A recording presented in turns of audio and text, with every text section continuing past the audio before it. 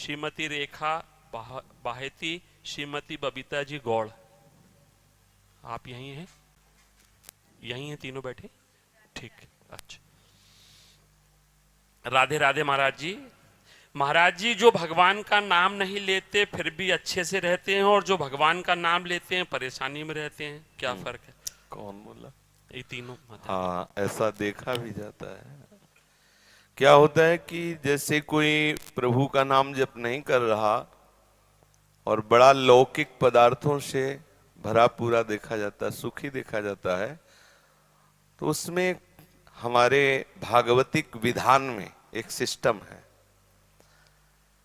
जो भगवत मार्ग से विमुख आचरण, पापाचरण, अधर्माचरण करता है और आपको सुखी नजर आ रहा हो, तो उसके बहुत थोड़े पुण्य हैं।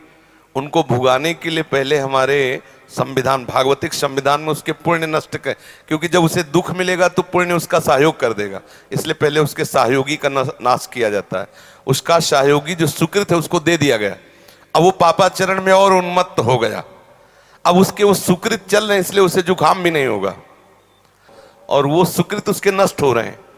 और जिस दिन उसके सुकृत नष्ट हुए, फिर मिटिया मेट होते हुए देखा है। शास्त्रों का विधान तो है ही, हमने देखा है। एक ठाकुर रामबली सिंह जमींदार आसपास बंदूक लेके चलते, ऐसा बच्चापन में उनको देखा हमने। वो ऐसे मतलब अपने गर्भ में रहते थे कि किसी को कुछ नहीं मानते थे। एक गरीब ब्राह्मण था जिसकी उन्होंने संपत्ति का अपहरण किया, तो वो गया और हाथ जोड़ा कि लंबरदार, गांव में ठाकुर जमींदार को ऐसे प्यार भाषा में बोले, लंबरदार, आप तो राजा हो, आप तो ठाकुर हो, आप तो जमींदार हो, गरीब ब्राह्मण हैं, उतने से ही परिवार चलता था, आप गालियां बके। उन्होंने पैर छुआ ब्राह्मण ने ऐसे और रो दिया और वापस आ गया। जानते हो, आज उनके कुल में कोई पानी देने वाला नहीं। कुछ ही दिनों में बड़ा लड़का भयंकर कैंसर से बीमार हुआ, मर गया। दूसरा दिमाग खराब हो गया, तीसरे की टांग टूट गई, चौथा लेबरी करके उनको जो खवाने वाला था पीलिया हो गई।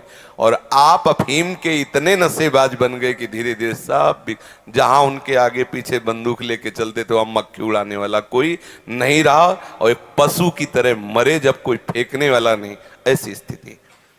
होता क्या है कि शुभ कर्म जब तक हमें, वहां के हमारे भागवतिक विधान में सिस्टम है, यदि आप अधिक पाप करेंगे तो आपके जल्दी से जल्दी शुभ कर्म आपको दिए जाएंगे कि वो नष्ट हो, तब तुम्हारा नाश शुरू होगा।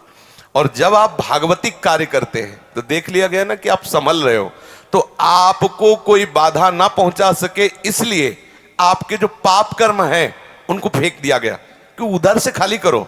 जो उसके शत्रु पक्ष के पाप कर्म जमा है उसको नष्ट करने के लिए उनको भेजो, क्योंकि इस समय धर्म निष्ठा में है, ये पचा जाएगा। तो उसके पाप कर्म आते हैं और धर्म में प्रबल होकर के उन पाप कर्मों को भोगता है, धर्मात्मा बन के चलता है। जिस दिन उसके पाप नष्ट हुए वो सुकृत और ये वर्तमान के सुकृत मिल गए, उस दिन जय हो जाती, उसकी कोई पराजय सजयती, त्रिभुवन में उसकी जय जयकार हो जाती है, और उस पापात्मा का ऐसा नाश होता है, कोई पानी देने वाला नहीं मिलता।